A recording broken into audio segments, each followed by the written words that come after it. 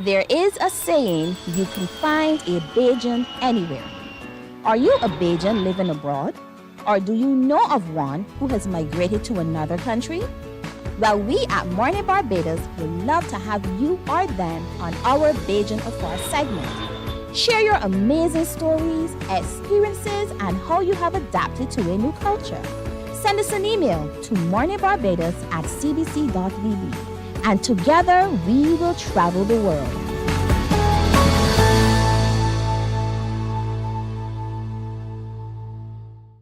From 98.1 to CBC TV8 comes the Soca Avenue, the sweetest soca hour in radio. It's artists with new tunes and some old sweet ones too, jamming on the Soca Avenue. Saturdays, join AON Skills and the crew down on Soca Avenue, all new on CBC TV8. Feeling the festival.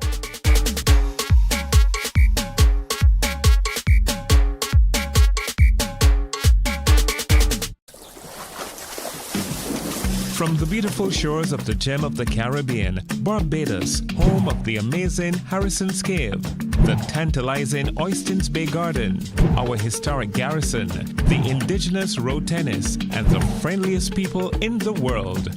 We are 94.7 FM, the ultimate Bajan experience. My friend, you don't plan to get it?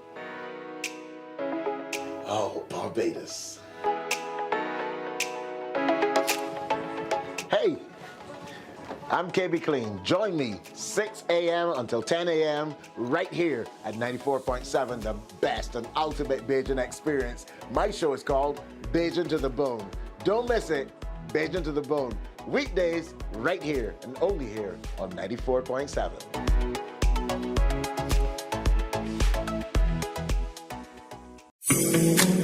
The facts say Morning Barbados reaches an audience of over 50,000 and Newsnight reaches over 56,000. It's simple. When you advertise, you're getting your message to over 50,000 of your potential customers. Make the call to CBC Sales Department today and watch your business grow. Contact us at 467-5559 or email marketing@cbc.bb. Welcome to the Cropover Sweet Spot, your go-to show for all things Cropover 2024. We'll dive into the big issues of the day with exclusive interviews with the entertainers, the experts, the movers and shakers of the festival, plus you, the audience. Get to join the conversation and share your views. Tune in to CBC TV8 every Friday night for the ultimate Cropover experience with yours truly, the Admiral. We're big on everything Cropover 2024. The Cropover Sweet Spot, brought to you with the kind compliments of Axel Finance. Tune in every Friday at 6 p.m. to see me, Chrissy D, on Fashion Flair on CBC TV8. I'll be bringing you the latest fashion trends, fashion ends, and everything in between. Get ready to transform your style, get inspired, and elevate your fashion game with the ultimate guide to looking fabulous. Join me, Chrissy D, this Friday on CBC TV8 at 6 p.m. for an exciting episode of Fashion Flair. The ultimate cricket showdown is coming to ESPN, and MCTV has got you covered. The ICC Cricket World Cup 2024 is here on ESPN and MCTV. Tune into MCTV channels 302 and 308, and don't miss a single six, wicket, or heart-pounding moment as top teams vie for the 2024 T20 World Cup. From June 1st to 29th, it's cricket you can't afford to miss. Tune into ESPN on MCTV, and for live radio coverage, tune into 94.7. Catch every moment of the ICC Cricket World Cup T20 action. We enjoy a game with Domino's and singing karaoke. I just love cruise. When you love me just a little bit longer. You get to relax and have a drink and listen to some nice music. It's something different. It's spectacular. It's fabulous. You know, it's a different feeling altogether. I never feel so good in a party yet. Follow me to Q in the Community this Thursday.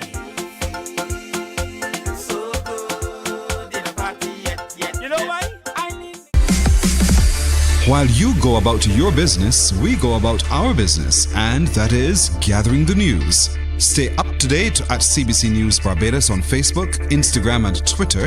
Get news update on radio throughout the day. And join us for the CBC News Night at 7 every night. CBC News team is on the job and bringing you the news. There is a saying, you can find a Bajan anywhere. Are you a Bajan living abroad? Or do you know of one who has migrated to another country? Well, we at Mornin Barbados would love to have you or them on our Bajan Affair segment. Share your amazing stories, experiences, and how you have adapted to a new culture. Send us an email to morninbarbados@cbc.vb. And together we will travel the world.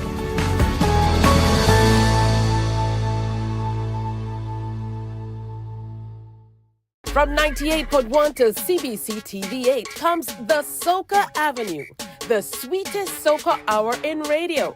It's artists with new tunes and some old sweet ones too, jamming on the Soca Avenue. Saturdays, join AON Skills and the crew down on Soca Avenue, all new on CBC TV8. Feeling the festival.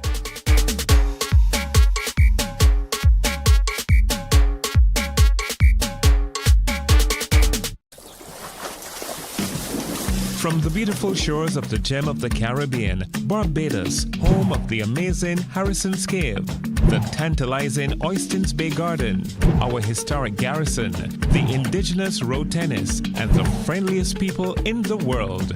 We are 94.7 FM, the ultimate Bajan experience. My friend, you don't plan to get it? Oh, Barbados.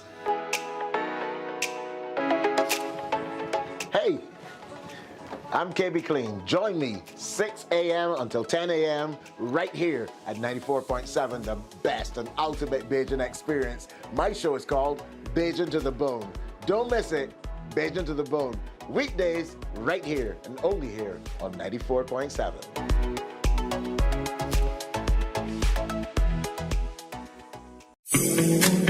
The facts say Morning Barbados reaches an audience of over 50,000 and Newsnight reaches over 56,000. It's simple. When you advertise, you're getting your message to over 50,000 of your potential customers. Make the call to CBC Sales Department today and watch your business grow. Contact us at 467-5559 or email marketing@cbc.bb. Welcome to the Crop Over Sweet Spot, your go-to show for all things Crop Over 2024. We'll dive into the big issues of the day with exclusive interviews with the entertainers, the experts, the movers and shakers of the festival, plus you, the audience. Get to join the conversation and share your views. Tune in to CBC TV8 every Friday night for the ultimate Crop Over experience with yours truly, the Admiral. We're big on everything Crop Over 2024. The Crop Over Sweet Spot, brought to you with the kind compliments of Axel Finance. Tune in every Friday at 6 p.m. to see me, Chrissy D, on Fashion Flair on CBC TV8. I'll be bringing you the latest fashion trends, fashion ends, and everything in between. Get ready to transform your style, get inspired, and elevate your fashion game with the ultimate guide to looking fabulous. Join me, Chrissy D, this Friday on CBC TV8 at 6 p.m. for an exciting episode of Fashion Flair. The ultimate cricket showdown is coming to ESPN, and MCTV has got you covered.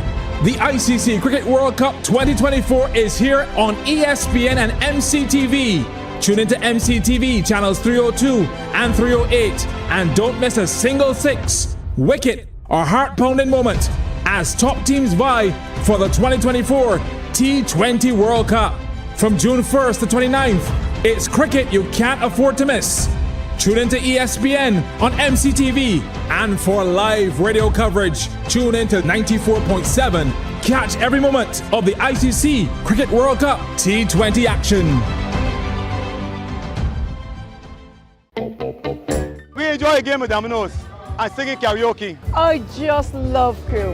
When you love me just a little bit longer. You get to relax and have a drink and listen to some nice music. It's something different. It's spectacular. It's fabulous. You know, it's a different feeling altogether. I never feel so good in a party yet. Follow me to Q in the Community this Thursday. So good in a party yet. You know why?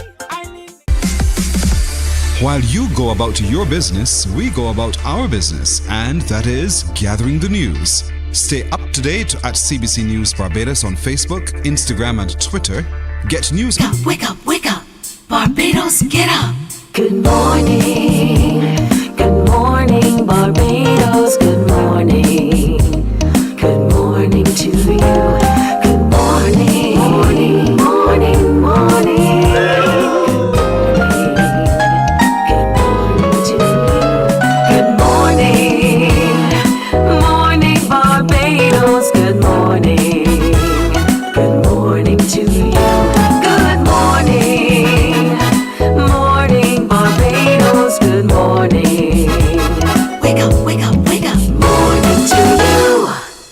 Good morning to you on this Thursday, already the 27th day of June 2024. I'm Tisha Hines, and I'm here with you until 8 o'clock this morning. So welcome to another Morning Barbados presentation. We have loads planned for you today, lots and lots to unpack. But we wanted to start by paying tribute to veteran sports journalist and broadcaster Samuel Algernon Sam Wilkinson, known to many as Sporting Sam, who passed away a little earlier this week. Now, Wilkinson, a true Barbadian icon, dedicated his life to sports reporting, leaving a legacy that will never be forgotten. His voice on the radio and television captivated audiences, making him a standout in the field of sports journalism. In her statement earlier this week, the Prime Minister, Mia Amor-Motley, highlighted his contribution to sports reporting, describing him as a true Barbadian sporting icon. He's survived by his wife of 54 years, Judy, and their two children, Samantha and Barry. Our deepest condolences go out to family and friends and colleagues during this difficult time, but of course from the family here at the CBC, those of us who worked with Sam through the years, it's sad to see him go. So may he rest in peace. We wanted to start by paying that tribute to Sam. So coming up on today's show, we most certainly are going to be telling you about what's happening. There's lots going on all across the island, so no different. Men's Talk, it stops here, breaking generational cycles. That is a big occasion coming up. Fabian Sargent, who's founder and president of the Men's Empowerment Network Support, he will be in to tell us more about it, along with Tony Olton. So you can listen out for that coming up shortly here. And in the next chapter, Cecil Clark, a photographer and author from Dominica, The Best Kept Secret is the book, and Anna Marie Clark, book agent and president of the Dominica Association of Barbados. They're going to be in the next chapter segment to tell us a little bit more about that. So that's some of what's coming up on Morning Barbados. We most certainly will keep you up to date on all of the other things that will be happening, and hope that you can stick around with us until the very end. Now, we want to get started by talking with a lady. I met up with her earlier this week at a function, and I was thinking, I told her, hey, you have to come in so we can have a chat. She has so many accomplishments under her belt, and I know she's going to continue to go and grow. So I have to say good morning and welcome to Sheena Rose, Good morning. visual artist, Fulbright scholar, feminist, and of course a warrior for lupus. Good morning, Sheena Rose. Good morning, Tisha. So Good good to morning, see you. Barbados. So good to have you on. Thank you. Just feel like my second home now. You All know, right. I miss count how many times I've been here now. You know what I say? Yeah, but it's good to celebrate our people who are doing well. You most certainly are doing well. And a lot of the times I love to start interviews, particularly when we're talking about people who are climbing, in their chosen fields. I like to start at the very beginning. So talk to me about your inspiration. When did you decide this is what I love to do, art? So from the time I remember, the youngest age is probably 5, 7 years old. And I used to treat my bedroom like a gallery space. I remember it was a small pink bedroom, and I would do like drawings of flowers and my dad, and you know, mostly flowers and flowers in vase. And I was selling like 5 cents, 10 cents. You used to sell them? Yeah, I used to sell them, like pretend, and my parents would buy them for like 5 cents, 10 cents. And later on, as I grew up, I said I want to be a cartoonist. So I used to do little comics on the side. And when I went secondary school, I went Spring Memorial School. The girls would line up and want to read the comics because they were like real dramatic. So then what happened again, as I started, like, you know what, this could become something. Because my best friend at that time, I had very low self-esteem. She told me, you can apply for Barbados Community College. And I'm like, me? And she like, yeah. So I applied. I would say that I say this just to encourage students out there and young adults and young children. I only have 4 CXCs. And I had no lot of CXCs and stuff like that. And when I applied, I just had the amount they wanted to let you get in. So I did the art program there, the associate degree. I was a little harder. And then my teacher, Mr. Hatcher, pulled me up and said, Sheena, your GPA is not good, your grade point average. And I said, huh? He said, yeah, if you want to do the bachelor's, you got to really pull up yourself. Yeah. So I pull it up, get serious, did the bachelor's degree. And then when I did the bachelor's of fine arts, my work started to twist and turn in different directions. I learned like ceramics, photography, painting, drawings, sculpture. Meant a lot because at first I just wanted to do cartoons. But then when we... No, go ahead, I'm listening. The school exposed you to a whole other world. Yeah, because I was a bit annoyed at first. I was like, I just want to draw. Yeah. But then when they said, no, you have to like do these other materials and process and techniques, I said, okay. And then I really, my teacher, Hatcher, was like, you're really good at fine arts. You should go in that direction. Okay. And at first I was disappointed. And then I was like, oh man. And he's like, no, you're really good at this part. You should really go in this direction. To be honest, more people want to go towards graphics because it was like guaranteed you will get like a job as a graphic designer. Or if you do fine arts, it was more so you become like a teacher, like an art teacher or something. So when I did the bachelor's and I received it received a lot of attention, and people like, the word was very like controversial. I had myself naked, I had all kinds of strange things going on. Someone wrote in my book, you need Jesus, you need holy water. And I guess it was in Mornin Barbados, I was on in the newspapers and everything. So I had loved it. I had loved the attention. I had loved when it was like disturbing the space. You know, the word was not like the usual. Exactly. Yeah. So from there, I just love it and decided to say, you know what, I want to be a full-time artist. Wonderful. So what took you outside of Barbados? Because this was you disturbing the space here. Right. But you were able to move on and kind of grab attention in another way in another space as well. I think in 2006, I met Sonia Boyce. She was the first ever international visual artist I met. She from England, but got Bayesian heritage. And Dr. Alison Thompson, she encouraged me that I am an artist. Because I remember getting my degree, I felt very lonely, I felt very like isolated. And she said, you are an artist. This is your job, this is you. And from there I claimed that. And with Sonia Boyce, I did a workshop. And I drove around the area. And I remember one day I pointed at the sky, because I didn't get contemporary art, I didn't get the conceptual art, I didn't get it. And I told her, I don't understand. What is about a dot on a canvas? And we point at the sky and we saw a bird, and she said that bird made you realize that space exists. So it made me think and say, you know what? That's what art do to you. It made you think. You know, it can decorate your home. It can change moods and do psychological things to you as well. But it make you think about the space, make you think about contemporary issues, politics, yourself. Yourself is a politics. So you have a lot to talk about. So from there, I was just very intrigued by art that really stir up the things.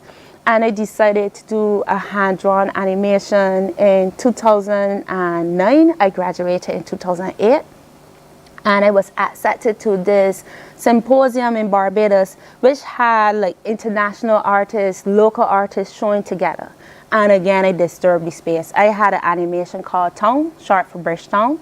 With me just walking through Bridgetown, acting as though it's normal. But showing the daily life of a Barbadian life or a Caribbean life was such a big deal that time because we weren't showing the usual of the sun and sea. We were more than that. Yeah. And when I said disturb the space, my work was in a video in Collins Pharmacy shopping window, and I blocked traffic. Everyone was around the TV watching this hand-drawn animation.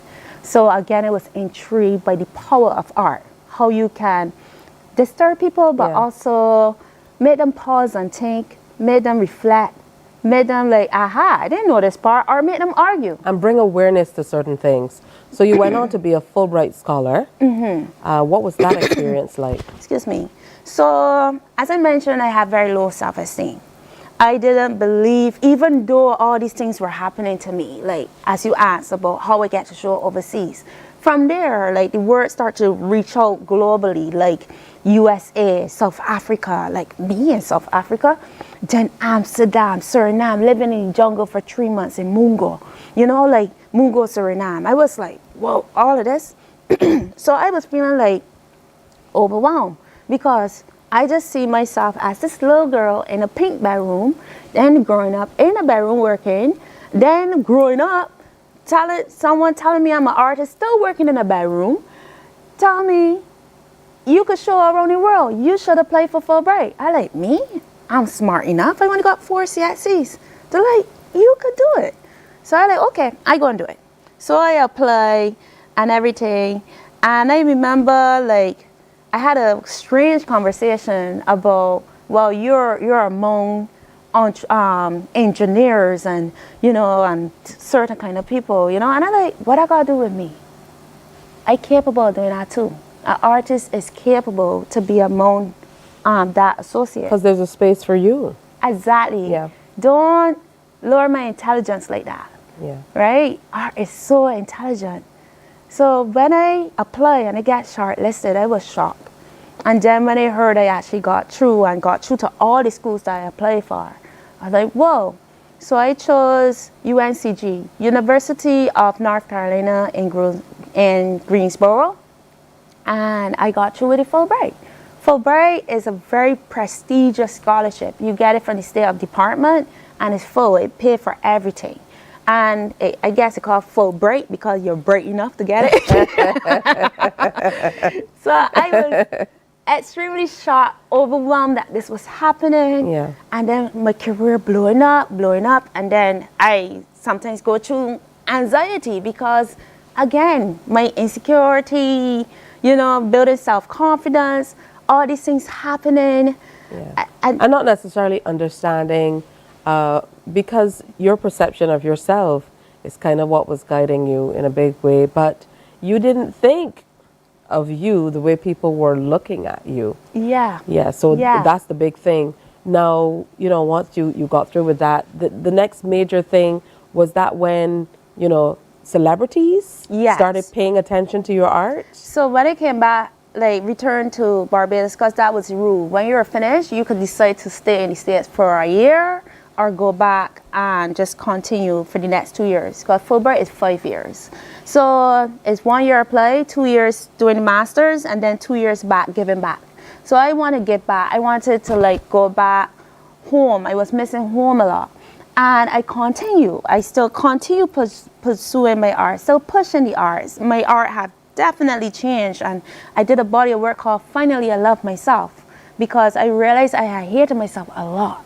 And while I dissected myself doing performances on Instagram, which had 10 seconds of video at that time, I was like, whoa, okay, there's a lot of layers there about myself. So while I was pushing and so on, I was invited to show at this auction in Miami. And I donated, because it was fundraiser, a piece. And it was one of my like town drawings, architectural kind of work. And when I got there, they had like celebrities, major people. And I saw this lady and I said, she looks like Serena Williams. So I walked towards her and I said, excuse me, are you Serena Williams? She said, no, many people keep telling her that. I said, okay. So I walk away. I come back. And I say, Sheena, in my head I say, Sheena, don't be rude. At least introduce yourself. I say, hi, my name is Sheena Rose. What's your name? I say, oh, another thing. I say, you're such a beautiful woman. Let me tell you something. My name is Sheena Rose. What's your name? And she told, you know. She said, my name is Venus Williams. I said, what? I'm like, what? I said, my work over there. So she said, okay. So she following me, and I'm like, oh my God. Venus Williams. Venus Williams, she following me.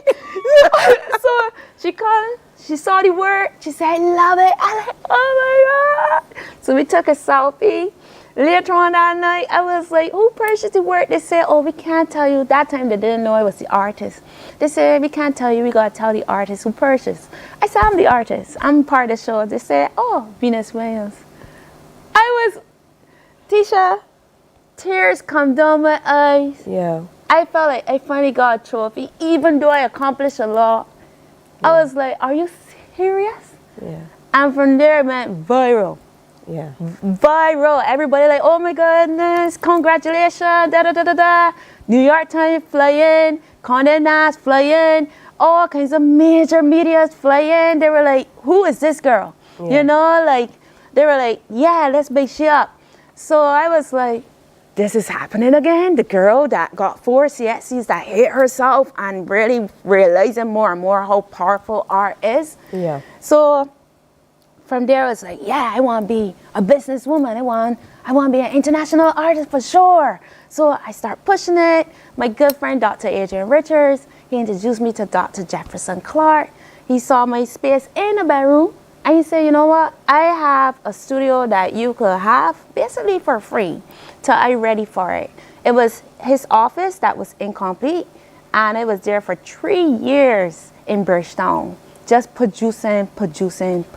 All right. In the space, everything that was going on and all this wonderful stuff that was going on, you also were struggling with lupus. So when we come back, we're going to continue talking with Sheena Rose, who's sharing with us this morning, and we're going to talk a little bit about how lupus has kind of shaped this journey. Stay with us.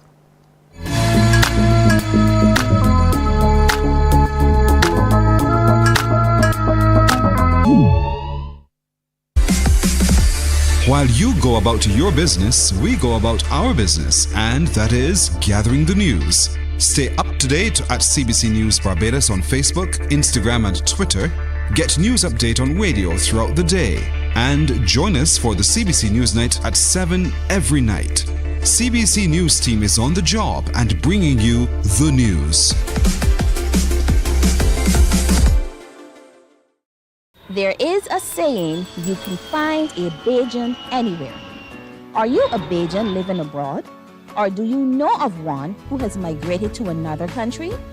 Well, we at Mornin Barbados would love to have you or them on our Bajan Affair segment. Share your amazing stories, experiences, and how you have adapted to a new culture.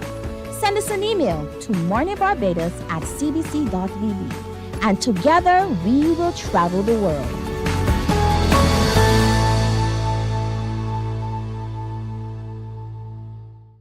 From 98.1 to CBC TV8 comes the Soca Avenue, the sweetest soca hour in radio.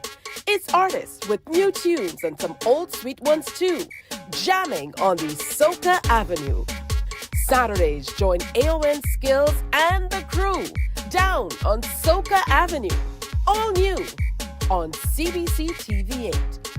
Feeling the festival.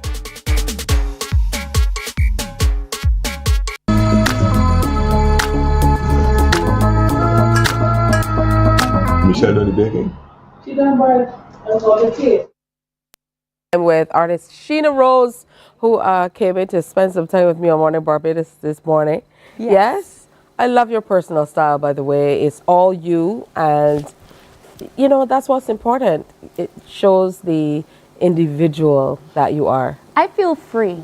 Yeah. It took a long time to get there, but I felt free. I get some cheap braids, cut it in half, do my hair in big giant grandmother plaits, and just got it fuzzy this morning. Yeah. It's all about you. It looks great. I love it. Thank you. I absolutely love your personal style. Thank you. All right, so we were talking about, you know, how things were going and everything was going well. Yes. Finally, you moved out of this little pink space where you've been creating since age 5 or 7, and you met someone that gave you a space in Bridgetown, and you were able to create. And then all of a sudden, illness hit. Yes, I got really sick. You may hear me clear my throat sometimes. That might look like a regular thing, like you clear your throat, but sometimes it can be lupus. I could sometimes feel the difference. Lupus is an autoimmune disease. When people hear I have it, they're like, oh, Kadir, I'm sorry. Please don't. I'm fine. We're good. Let's keep on moving. But because I'm here, it's good that people need to be educated about it. I know that you speak up a lot about it as well.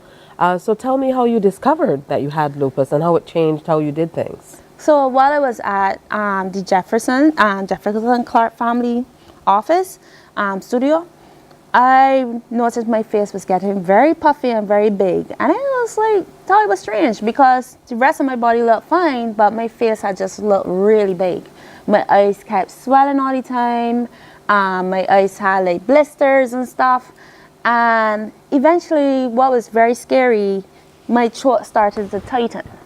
And that was getting really scary because everything that I touch and eat, I was like not feeling well, everything to the point. And my mom don't like to hear this, but there was a point I told my mother, plan my funeral because I feel like if I die. She said, no, Sheena, I don't want to hear that. I said, have pink roses for me. I don't like red roses, but because my last name is Rose, people assume I like red roses, but I like pink ones. I want that. She was like, Sheena, no, I don't want to hear that. I don't want to hear that at all. So my best friend, Daniel Archer, one day have give up. And she said, you don't look well, Sheena. Something wrong with your eyes. Go to a dermatologist. Go and check it out. I said, I done. She said, no, go and check it out. So I went to Dr. Bullen. I also had Dr. Hilary Moore and many others that were there to try to figure out what was happening to me. He did some tests, and he at first, this might sound a little disgusting, but dandruff was going on my eyelid that time. So it was causing a bit of rash on my eyes. But he said, no, there's something more going on. So when we did the test, I remember I started crying. I said, what are you looking for? He said, we're looking for lupus and rheumatoid arthritis. So I started crying, then I stopped. I said, I have a question. He said, what's that? Is it going to stop my art? He said, no. I said, let's go ahead. Okay. So from there, I got the result. I sat there and I waited for it. He said, Sheena, you have lupus. I said, I'm going to ask you one more time. And I wasn't crying this time. Is it going to stop my art? He said, no. I said, let's go. So you were ready for anything once it didn't stop you from doing your art. Once it didn't stop my art. You know, that's very, very important. And you've become really a lupus warrior of sorts in terms of being open and sharing. And I know there are lots of people who really, you know, suffer through with the condition because there are ups and there are downs, because it's, as you mentioned, an autoimmune disease. Yeah, it's in remission right now. As I'm talking to you, I have a headache. I had it right here pounding on my eye. And I might look normal and fine, but it's something every day and it's unpredictable. You don't know what's going to happen. And it's in remission, mind you, right? But what kept it in remission is how you say my energy. You know, it's trying to be positive, trying to get up the bed. You got arthritis over here. You got headaches over here. Quite recently, I find out that it also causes psychosis. Last month, I went to Africa. That's where the rains come from, Ghana. And it was beautiful and amazing to see people that we look like them, they look like us. But I was overdosed with malaria tablets. And I didn't know because the medicine I take is naturally malaria tablets. And silly me forgot to ask my doctor. And I was hallucinating. And I was scared. And I was crying to my mom. And I said, Mommy, I don't want this to stop my art. Yeah. You know, anything that could stop my art is scary to me. You know? Other than that, once I hear I'm good, I'm good. I don't be frightened So anymore. you're talking about the jewelry. You can't just gloss over that. So let's talk about the trip to Africa. To Ghana. I went to Ghana with my friend, Dr. Adrian Richards, our moms, and my friend Beverly Hines. And we had a great time. Our friend Phil Phillips, he hosted us and showed us around. It was amazing. Good morning, Adrian. I know he loves art to no end. And he's a photographer himself. Yes, and an art collector. Absolutely. Now, I mean, you continued with the art. You've only been growing. You know, many of us fan out over you online for all the information you share, what you do online as well. But here you are with Venus Williams coming back a second time to purchase another piece. Yeah, that was something else, right? Because more celebrities start popping up. I start being on TV shows, New York, as I mentioned, New York Times like 3 times, like all kinds of articles, you know, like it was like really, really like amazing. And I started getting used to it to some degree, but believe it or not, I am still getting nervous. I'm so nervous because I could feel another levels happening. So Venus Williams purchased my work in December. I have a gallery called Johansson Project. They are based in Oakland, California. Amazing team. And what happened, I produced like 17 pieces and about, not to talk about business, but 15 sold. So, and people were like just buying them. The work quite recently been looking at women with afros. Hey, yes. And these new pieces here, I just announced just this week that I will be showing with Artsy Foundation Fair through Johansson Project during the time of the Summer Olympics 2024 with an artist named Leila Payman. She is from Turkey. So I just love how the art scene is becoming inclusive. Yes. You don't have to live in the States or live in Europe to become a successful artist. Through technology, you're able to share. Yeah, on social media. Yeah. This is important for those who are having business or as an artist or creative. Take advantage of the social media. Yeah. Take advantage of branding yourself. And branding is not, hey, I'm known for white and blue hair. Mm-hmm. It's known for reputation. How do you feel, Sheena, about the fact that AI and people are talking a lot about the AI models and how they're trained off of a lot of art that is already in existence and so on? How do you feel about AI now being able to create art pieces and stuff like that as an artist? It doesn't disturb me, to be honest, because we have to change. Time change. We're going more and more futuristic. I'm not surprised. Back in the day, in the 1980s, 1990s, we had the Terminator. So well, you know, the Terminator and the Matrix are linked, written by the same black woman. Oh, I didn't know that. I saw it recently. Do a little research. I didn't. And the Terminator is the past, the Matrix is the future. Okay. And actually characters are linked.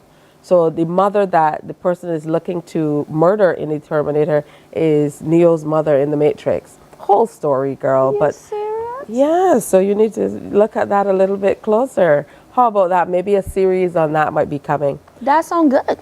So what's next for you, Sheena Rose? What is next? And I know you probably get that question a whole lot.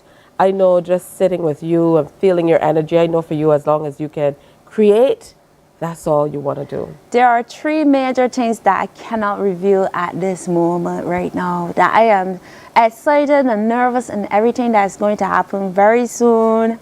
Very soon. But I would just say that I'm bracing myself. I am thinking up projects. I also started a foundation trying to build a foundation officially, which I have used my company funds to help support young creatives, about like 15 of them. It all started talking to Bonnie Smith, a young filmmaker in a cafe, and he told me he had a film festival happening. And I said, a little voice come to me and told me, donate something.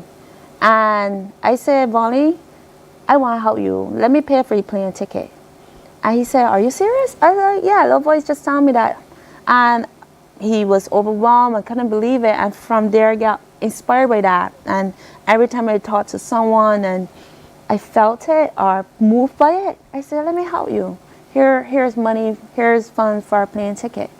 And it started to grow and grow to now New Wave, a dance workshop based in Trinidad, coming to Barbados. And it funded 2 international dancers to come here and do a residency.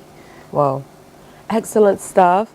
And you've not only grown and are, coming into your own, but you are giving back as well. Yeah. That says a great deal. I learned that from Fulbright, giving back. Yeah, but you've come, from a family with a very creative background. So you have a niece and nephew who are a little actor and actress, and they love performing and so on as well. Do they get that from Auntie? I think so. Trinity, I remember when she was a little girl, her story will be different than mine now. Mine was a little pink bedroom. Hers now is seeing her auntie just look like she doing nothing. And Trinity, I know she had this curious face, like, what do you do? And then later on, as she started to see me travel, start to have these shows, she like, oh, okay, I think I get it. And I remember one day she was dressing up kind of offbeat. And I said, Trinity, listen to me good. Don't mind me. Don't mind anybody else. You dress how you feel. You do you. And from there, she really let go. She just, she sometimes outbeat me. So it's like not competition, but I could see that I'm her influence by just watching me all her life. I was looking for the photos of when they were here. I had them on Mornin Barbados. Yeah, I remember. As well. And I thoroughly enjoyed having them on. And recently we aired an interview that your nephew I was going to mention Zion too. Cricket, looking toward Cricket World Cup as well. I know, they're doing big things. I'm really proud, and I must say proud of my brother too, because back in the day, my parents, they just stand back. They say, now mind you, we didn't come from a wealthy family, so I don't want people to say, man, she come from this kind of place and that. No, we were just regular Bajans. My dad and mom, they're retired. My dad passed, unfortunately, two years ago. Right, my condolences. Thank you.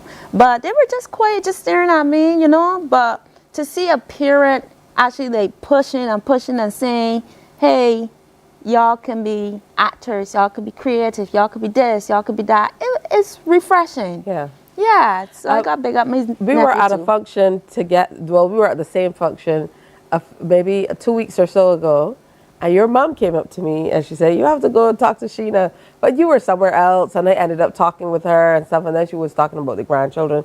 So she is incredibly proud. She's proud, and she's a world traveler too. We tease her a lot because we've been talking about Paris, we've been talking about Eastern Europe, South America. We've been traveling a lot because I want my companies now, because I have a second one named after my dad.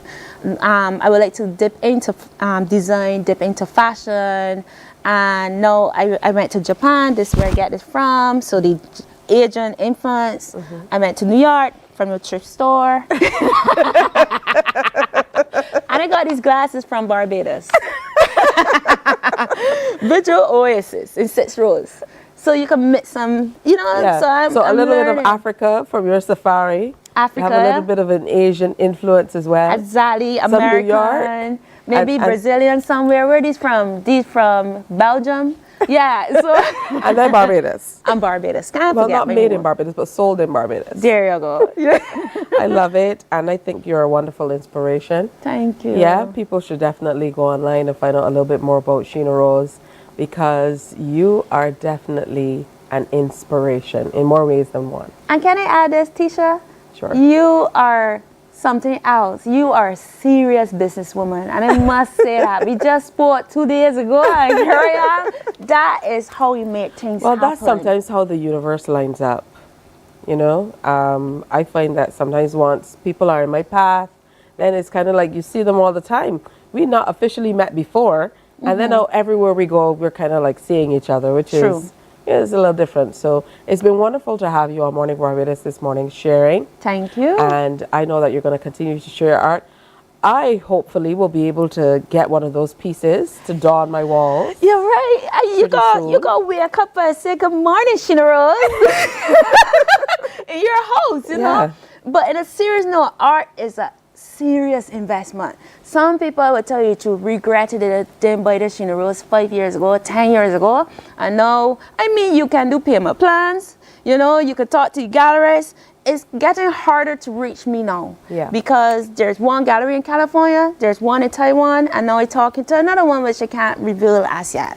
Yeah. So and then of course your art grows in value based on the people who collect your art. True. So when you have these big celebrities and they're seeking your art and purchasing and showing your art, that makes all the difference. So I understand what you mean when you say people are regretting not having bought a piece 5 years ago. But maybe I could find a piece like this big that I can display. One story to add, I was in New York. I did a doodle on a napkin, and a friend of mine said she gonna keep this forever. 2-3 years later, she said she lost a napkin. I was like, oh, because that happened to Andy Warhol, a famous artist. Yeah. I know Andy Warhol. He was a friend of a friend who is also an artist. She was actually in his the documentary that they did about him in 2022. So like that, you know all these things, though. Yeah, I love art. You're teaching me. I love art. Yeah. But it was Picasso. Okay. And Picasso was in a restaurant, and all he did is do that and pay for everybody one time, because that drawing worth a lot. Wow. But Andy Warhol, thank you for that information. No problem. You should check out Andy Warhol. He was definitely very eccentric, but beautiful art. They was also inspired a little bit of him. That way, got the fuzzy wig kinda. Yeah, he had an obsession with white hair. Yeah, I know. The photo with Andy Warhol that I recall, it actually has him with, a lot of high white hair. Really takes you back to the early days in New York City with him, and Studio 54, they called it. Used to do a lot of skating and stuff like that. Yes. So I know all the stories. I do indeed love art. And that's how I know Adrian Richards and his love for art. We always wind up in the same art galleries and so on. Yeah. So congratulations to you again, Sheena Rose. Thanks for making some time to come and share with us, so that in a few years I can say I interviewed the Sheena Rose. And got your little drawing here. All right, so have a good one. Thank you. And we certainly hope that you enjoyed getting to know Sheena Rose. We want you to go out and find out a little bit more about her if you can, and make sure you try to get a piece, because art deserves to be on walls. Make sure you get some art and decorate your walls, all right? Okay, time for a break here on Morning Barbados. Much more when we come back. Stay with us.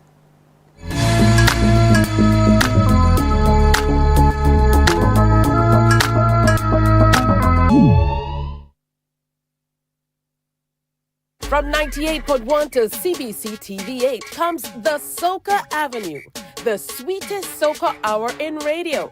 It's artists with new tunes and some old sweet ones too, jamming on the Soca Avenue.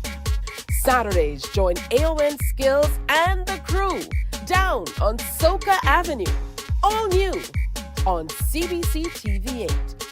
Feeling the festival.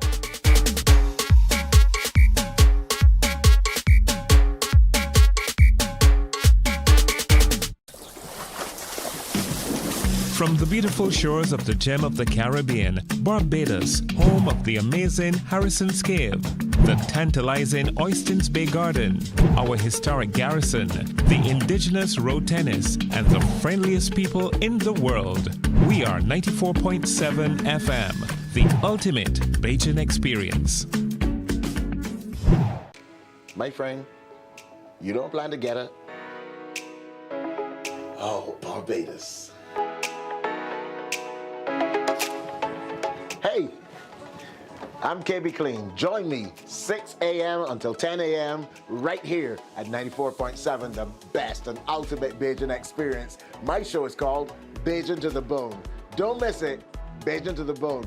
Weekdays right here and only here on 94.7.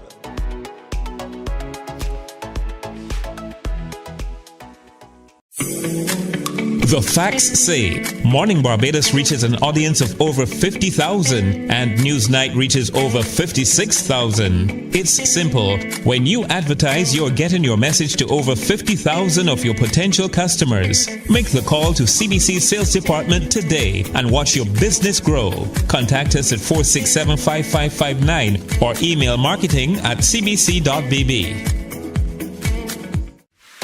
Welcome to the Crop Over Sweet Spot, your go-to show for all things Crop Over 2024. We'll dive into the big issues of the day with exclusive interviews with the entertainers, the experts, the movers and shakers of the festival, plus you, the audience.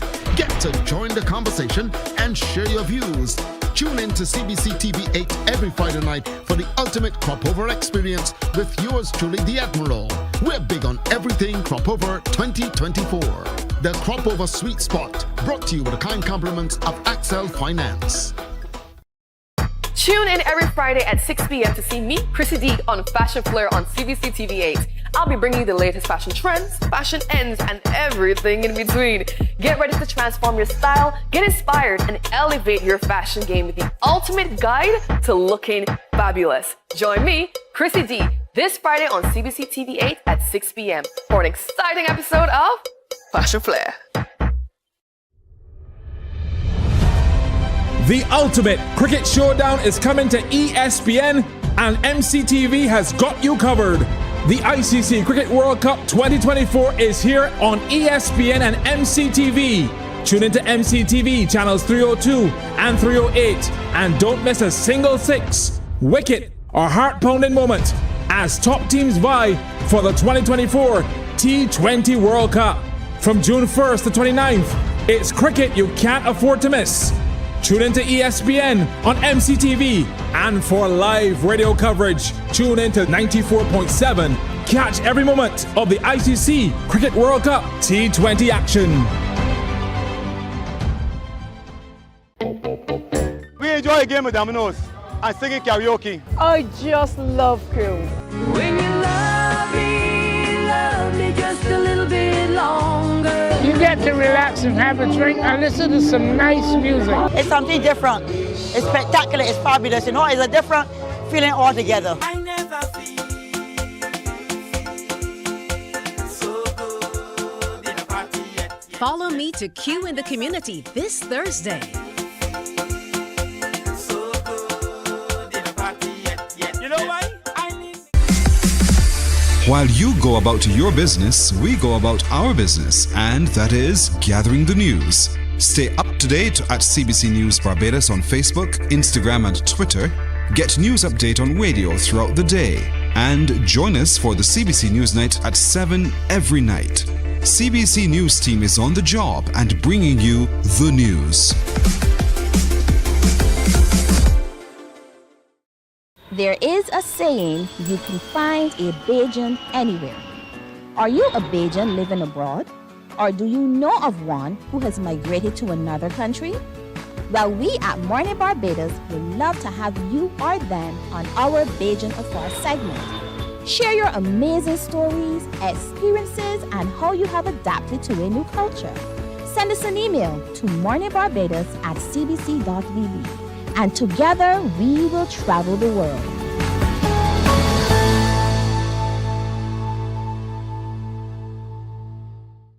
From 98.1 to CBC TV8 comes the Soca Avenue, the sweetest soca hour in radio.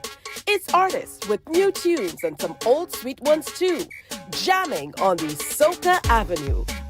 Saturdays, join AON Skills. Good morning, morning. Good morning. Good morning to you. And welcome back. It's 6:53 on Morning Barbados. Certainly hope you're having a great day today. No showers outside, I don't think, but we certainly are getting ready for a wonderful day today. I have to say a special good morning to Fabian Sargent, who's now joined me in the studio. And we have Tony Olton, who is online, joining us online as well. And Tony is emotional intelligence and executive leadership development trainer, coach, and mentor. Fabian Sargent, this particular name, he is founder and president of the Men Empowerment Network Support. I never get that name right, so I'm really proud of myself today. Many people. Of course, the acronym is MENS. I just love it. So good morning to both of you gentlemen. Good to have you with us. Good morning. All right, good stuff. So I'm going to start with you, Fabian. There's a talk coming up, a men's talk. It stops here, breaking generational cycles.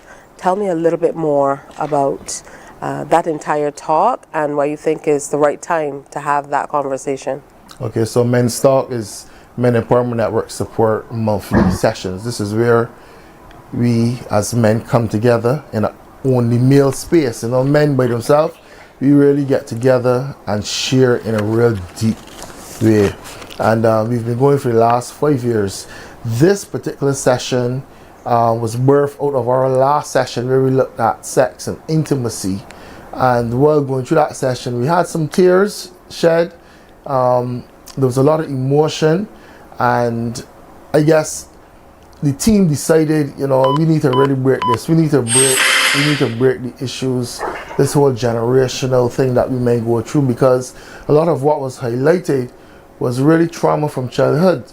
And the guys in the group at the point in time, you know, the general thing was that they don't know how to move forward because they're seeing commonalities through their relationships in their childhood, with their children, in their marriages, with their girlfriends, and they felt as if they were stuck and if they were in a good position to replicate that cycle of trauma that they would have experienced. So we thought, you know, this is a very, very good time to really engage Mr. Orton, who has been phenomenal. He's one of the pillars of the Men Empowerment Network support to really guide the men through this particular session.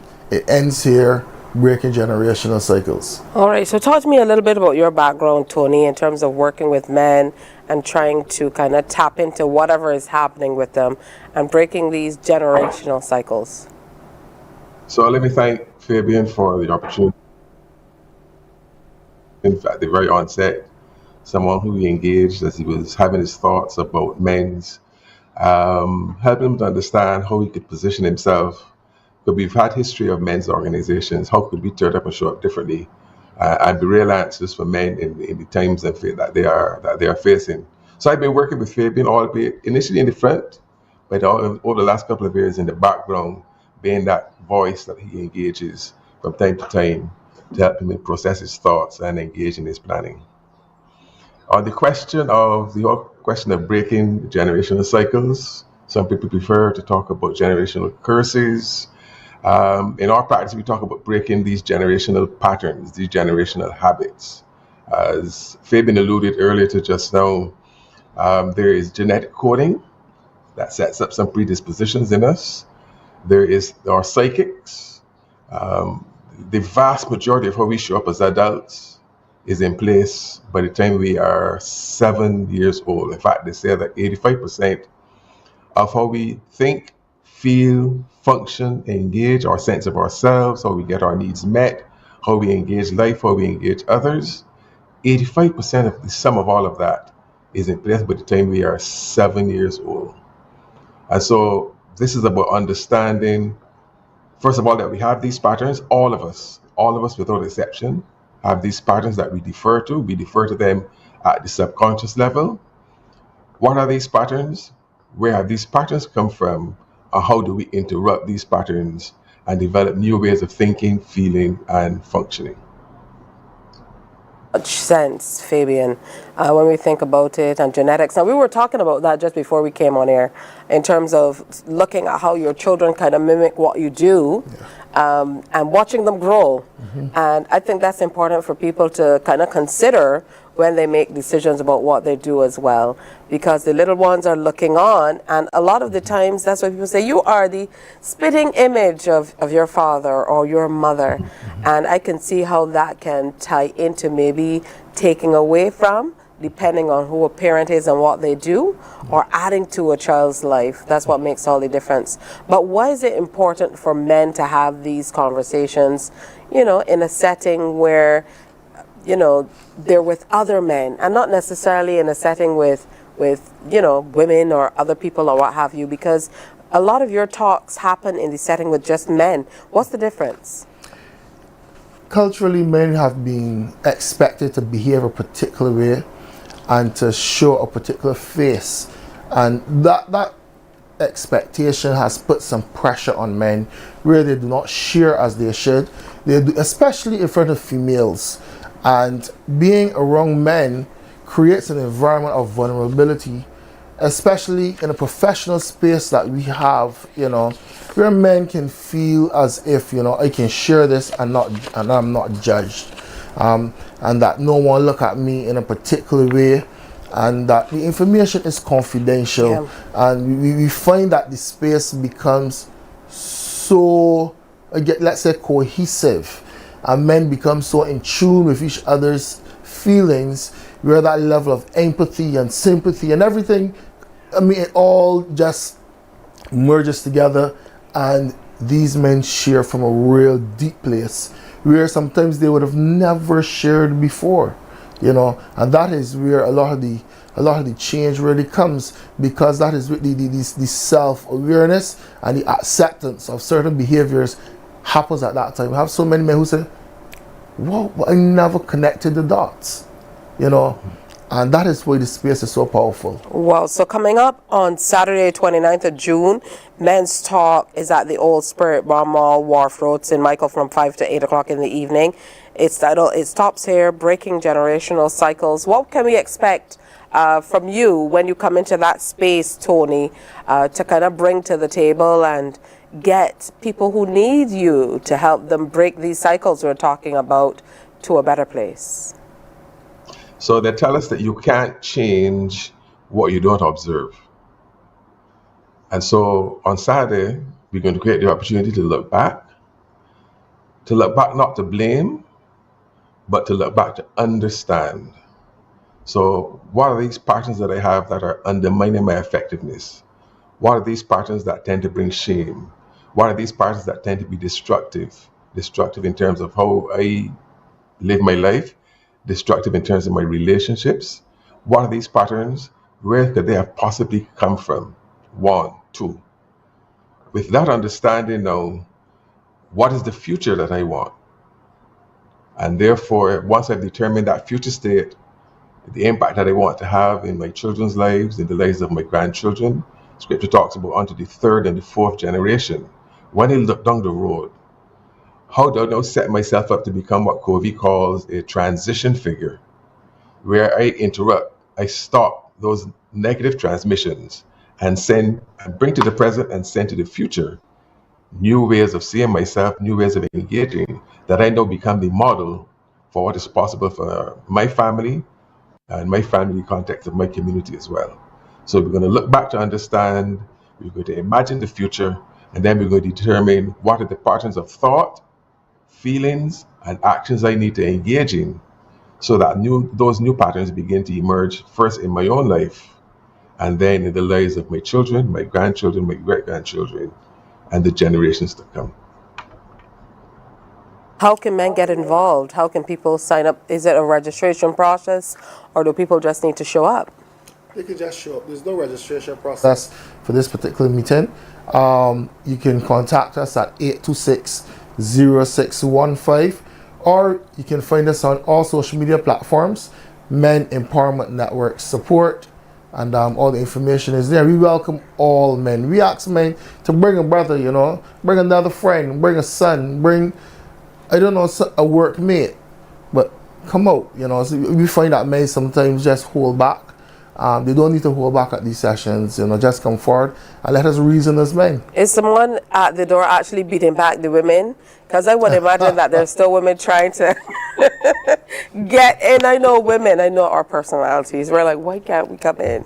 We have all these girls' trips and women's things, but when the men want to go off by themselves, it's like, why? It is totally women, man. Listen to me, the calls that I get, the messages that I get, and it's good. I love the feeling to know that women feel so left threatened when men assemble as men.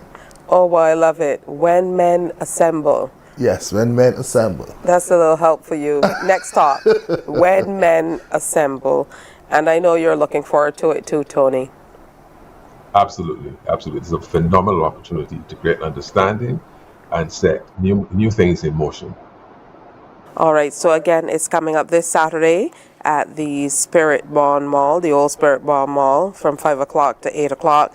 I don't know if you're going to be able to contain all of that in that 3-hour period, but I look forward to hearing how it shapes up. Pardon? I have that concern as well. But I'm sure it will be excellent, and we look forward to hearing in a Tracy version, the woman-friendly version, about all the wonderful outcomes as you move toward breaking generational cycles. Yes. And sometimes the curses at the end of that, it sounds a little, it sounds like, oh my goodness, do we have to talk about this? But the cycle actually makes a difference. Yes. Yes. Repeat? That's where we use the term patterns. They are patterns, models, they're maps that we use. And we use them unconsciously or subconsciously. So once you understand that, then there's no shame. Once you understand the patterns, you can replace your patterns. All right, beautiful stuff. Thank you so much, Tony Olton, emotional intelligence and executive leadership development trainer, coach, mentor. Sounds like a great deal, but just right for this particular session. And of course, Fabian doing great things for men. And that is fantastic. Thank you very much. You may need a representative too, All right, so it's time for another break. When we come back, we're going to update you on the news. Morning, morning. Thank you, gentlemen. Morning. Good morning. Good morning to you.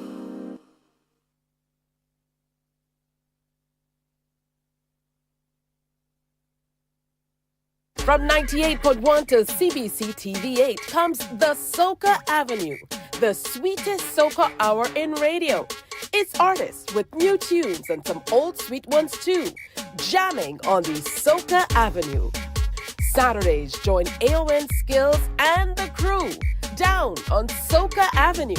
All new on CBC TV8. Feeling the festival.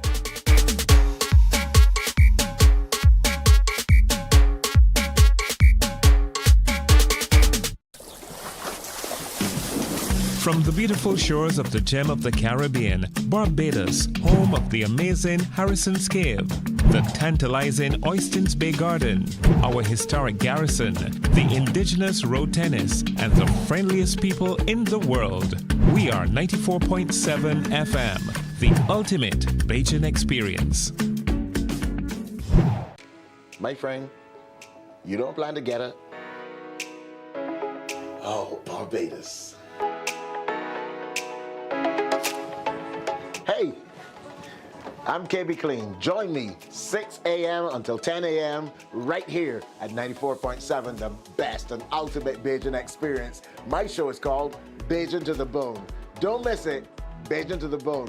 Weekdays right here and only here on 94.7. Morning, morning, morning. Good morning. Good morning to you. 8 minutes now after 7 o'clock, time for an update of the news. And we start with an item of weather. Local Met officials continue their monitoring of a tropical wave to the east of Barbados, for which environmental conditions forecast to aid in the development of a tropical depression or storm over the weekend. The Barbados Meteorological Services, in its latest weather information statement at 5 this morning, says the tropical wave is located in the eastern Atlantic along 33 degrees west, about 1,890 miles to the east of Barbados. The system currently remains disorganized. There are currently no watches or warnings in effect. Met officials say the wave and associated low pressure are expected to track generally westward at 15 to 20 miles per hour over the next few days. On the current forecast track, the system is expected to affect the island late Sunday night into early Monday morning next week. Citizens are encouraged to monitor the Met Office, the Department of Emergency Management, government information websites, your respective social media pages, and of course, stay tuned to CBC and our various channels and stations for updates. The next update will be at 5 o'clock this evening or sooner if conditions warrant. Now, government is considering adjusting the rates paid for electricity generation and storage. This has been confirmed by Minister of Energy and Business Development, Senator Lisa Cummins, during debate on the Barbados Blue-Green Bank Bill.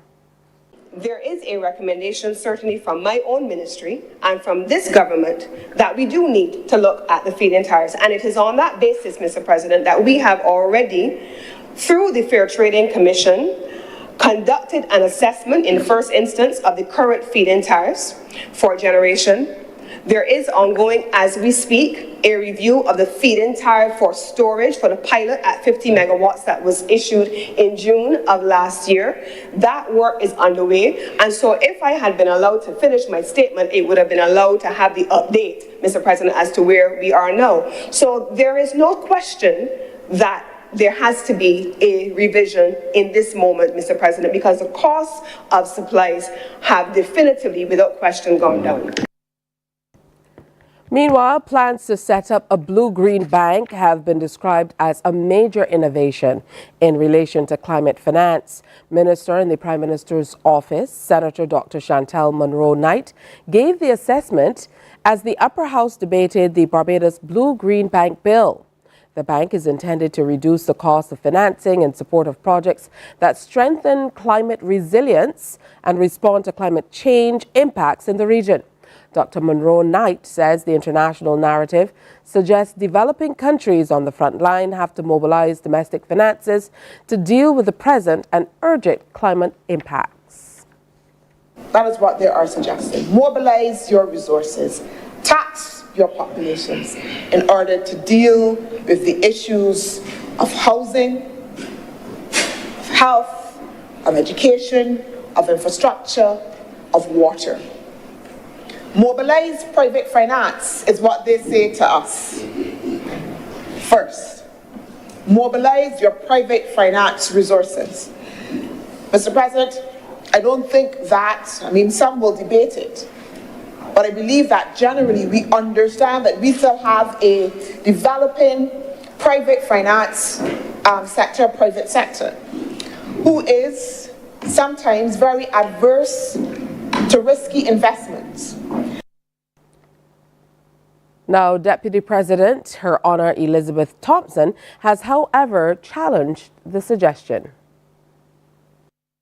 There needs to be a standardization of our environmental data reporting. We have to strengthen the Ministry of Environment and the Statistical Service in the way that we compile, collate, and report, because I know another area which nobody in this room can probably tell me what the status of that is, and that is the quality of our nearshore environment on our west coast. We do apologize for bringing you the incorrect track. That was, of course, Senator Crystal Drake's. The case brought by Ricardo Williams against the Democratic Labour Party for the reinstatement of its president and general secretary has been adjourned. Again, the Chief Justice yesterday ruled the status quo remains the same for the leadership of the Democratic Labour Party. That means Andre Worrell remains as acting president and Pedro Shepherd as acting general secretary instead of the substantive holders, Ronnie Yearwood and Steve Blackett, respectively. The matter, which was heard in chambers by Chief Justice Leslie Haynes, is to return to the High Court on July 23rd. He's asked for certain affidavits to be filed before they return to court. Barbados wants the World Trade Organization to assist small island developing states, or SIDS, in becoming more active players in global trade. Minister of Foreign Affairs and Foreign Trade, Carrie Simmons, says capacity has been a bugbear for SIDS since the early 2000s. Minister Simmons was among the panel for the opening of the 9th Global Review of Aid for Trade 2024, organized by the World Trade Organization. I think there were some assumptions built into 2005, there was a basic expectation that the development gradient would be consistent, and that at some point, because of aid for trade, there would then be a decline in the requirement because of the building of capacity. That was a false assumption. Recent history has taught us that there have been interventions which perhaps we could never have conceived of, but which have not worked to help us. The pandemic was one of them. Meanwhile, the Director General of the WTO says despite advances in trade, times are troubling. We see increasing protectionism, the return of industrial policy, and the shaping of a narrative about trade that casts it sometimes as anti-people and anti-planet. We see signs of fragmentation in the trade data, with like-minded countries beginning to trade more with each other than with others that are not so like-minded. Just as poor countries left behind during the recent wave of globalization look to benefit from the open, predictable multilateral trading system, they are being told that globalization is over, and presumably that they should find another way to fend for themselves. A program to give students at the Darrell Jordan Secondary School another go at gaining certification is reaping success. It's called Second Chance, and our Wendy Burke has all the details. The Second Chance program allows students to pursue their Caribbean Examination Council certificates in stages. Acting Principal Ken Lane spoke about the initiative when Chief Education Officer Dr. Ramona Archer-Bradshaw visited the St. Lucie-based institution. He says a significant number of students from other secondary schools are applying and leaving as top achievers. We have allowed and brought in students from other schools, and they have been a resounding success, and they appreciate what we do here. And often you can hear them telling our students, our homegrown students, well, you guys don't know what you have. They are so appreciative.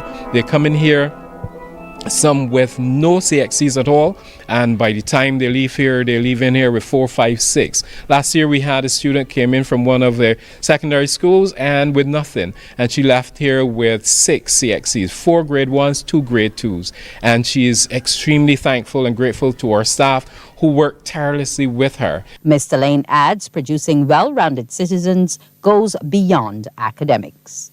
We cater to the whole child here. We have a benevolent program. We have a breakfast program catering to the needs. We look after the social care here. We look after the vocational needs, and we provide and make sure that there are programs in place, entrepreneurship programs in place. The principal is applauding members of staff for continuously going above the call of duty to cater to the specific needs of students. That's really great news. Well, before we go, a reminder that local Met officials are continuing to monitor a tropical wave to the east of Barbados. So stay tuned to our channels to find out all the latest updates.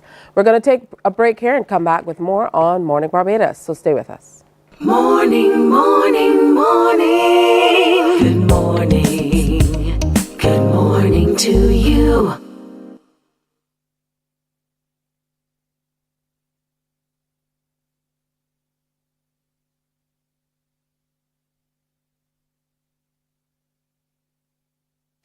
My friend, you don't plan to get it? Oh, Barbados. Hey, I'm KB Clean. Join me 6 a.m. until 10 a.m. right here at 94.7, the best and ultimate Bajan experience. My show is called Bajan to the Bone. Don't miss it, Bajan to the Bone. Weekdays right here and only here on 94.7.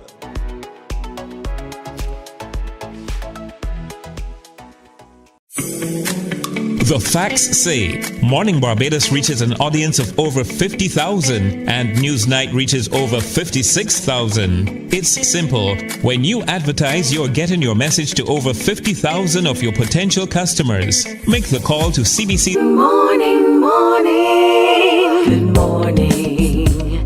Good morning to you. Hey, so welcome back to Morning Barbados. Good to have you with us. on this beautiful, it's Thursday already. My goodness, the days are just going by. I know tonight is only soca, and then over the weekend, the CBC Socoholics are doing something. You know, we do the rum, souse, and soca on the weekend. We're going to tell you all about that. Of course, it's Q Day as well. So you have Q in the community for you to go to. We're going to talk about that too. But Rodney Simpson has joined me here on set, and Rodney is cricket director with the Hamilton Lashley Human Development Foundation. So good to have you with us, Rodney. I know you were complaining that the studio was a little too cold for you. Yeah. But don't worry, these lights are going to warm you up. It's a little warm though. Yeah, so talk to me. So you have the Catherine Paul Memorial T6 Classic coming up on the 17th of August. I can't believe it's that time already. I remember talking about the T6 tournament with you a little while ago. That's the one in West Indies. The facts. West Indies been bought T6 Classic, and we had a discussion, and Trinidad win it, and you know we discussed who win it. Trinidad win it again. Right, so you know we into the Catherine Paul T6 Classic, and we also had Trinidad again versus Barbados.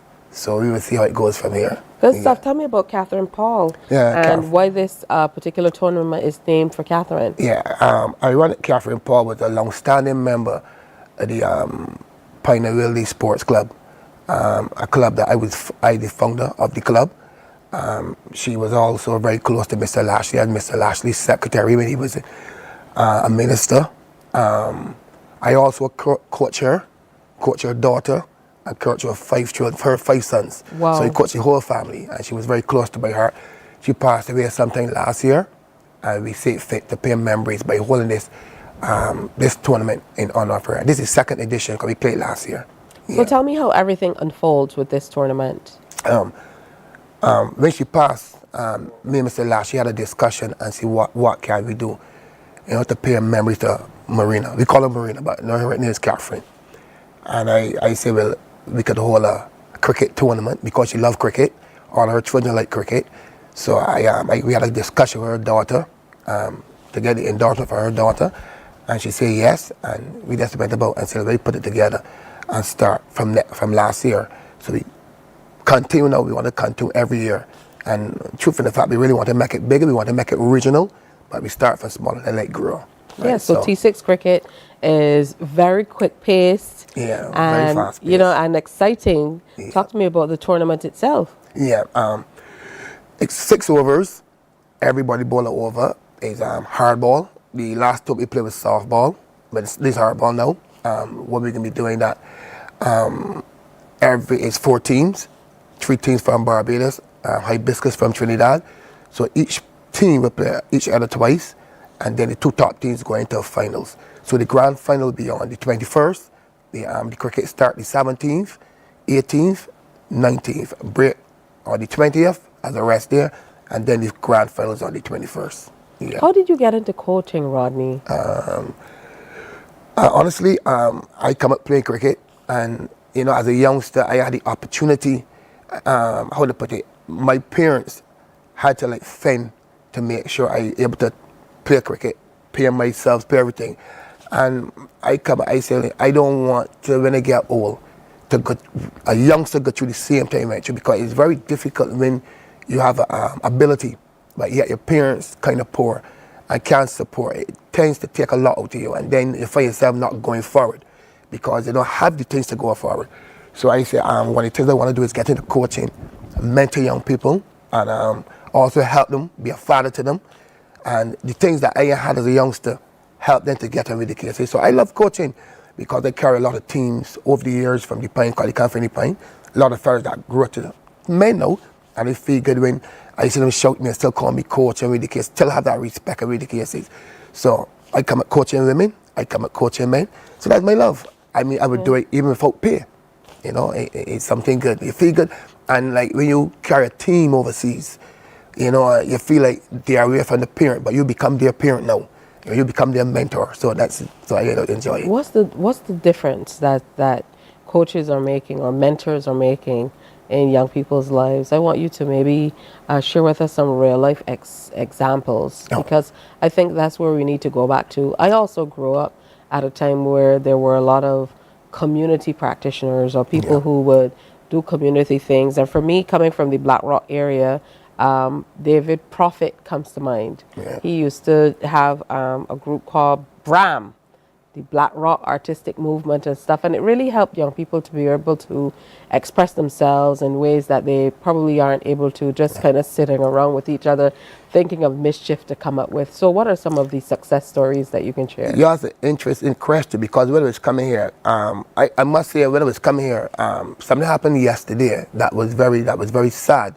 I got the news from Mr. Lashley, a guy that bring a team over the years from St. Vincent, a team named United Survivors. He was the coach.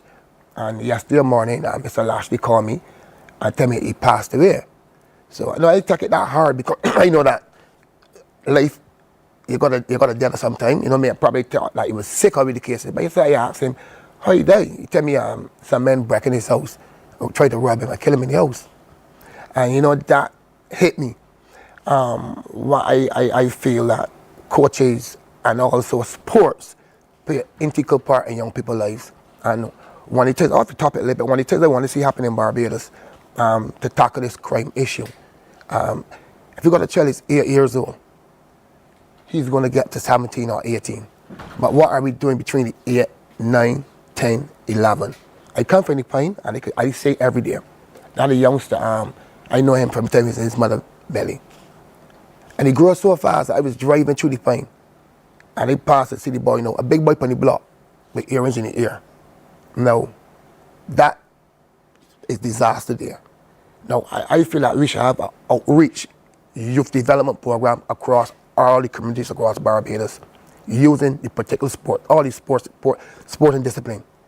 And you just say, get the community practitioners who you know that involved in cricket, involved in netball, involved in football, and hold a clinic in all of these disciplines. I use the players like the Crime Stopper, got people come and talk to them on guns, family planning, because all these things affect young people. If you have a child and she got a child at 13, 14, then it put problems for the parent. It also put problems for the welfare department, because if the parents can't wait, she have to go to welfare. So I feel like we need to have a mentorship program, but using the sporting aspect of it. And I think that will work, because if we continue doing the same thing, we're going to get the same result. Life is a continuation. And if you if you get an ackee, and plant that ackee, the ackee seed sour, and you plant that ackee, remember this, ackee, the tree not going to grow sour. The ackee is not sweet. So we need to change the generation, both young girls and young boys. And once we do that, when they get older, and they're, because of the mentorship, you at least speak to them about, coach them about, teach them about wrongful is right. When they get to age, they're no different. Yeah. So when they're multiply, they're going to multiply a good seed. But if you continue the same thing, then, you know. Yeah, that's what we were talking about in the last segment. You know, breaking generational cycles is what they called it. Need to do it, right? Need to do it. And I think crime not going to happen overnight. If you use the upcoming young people, youngsters that 7, 8, 9, they are the future tomorrow. Yeah. Who gone already, let them go on. But we got to see who coming. And we have to really get serious about youth development in communities. And once we do that, we're on the right track. We're just letting young people at 9 years old get into 10, 11, 12, 13, 14, 15, 16, 17, 18. Then you hear this 18-year-old shoot somebody. What have we done between when they were 9 to when they get 18? Yeah. Then we put them in a mentorship program, or youth development program, where we have people come and speak to them, mentor them, play with the psyche, play with the mind. When they get older, they're no different. So if we don't do that, then we ain't doing nothing. Yeah, well, it's wonderful that you're doing this tournament. And what I like about it is that you bring people from other islands as well for your tournament. So you get that cross-pollination. Yeah. And Barbadian young people know, you know, there are other people like us who can do things and have the same things going on. Yeah, and this is what the foundation is all about. The foundation is about reaching out to young people across the community, not just the Pine area. And I met somebody here on behalf of the Lashley Foundation.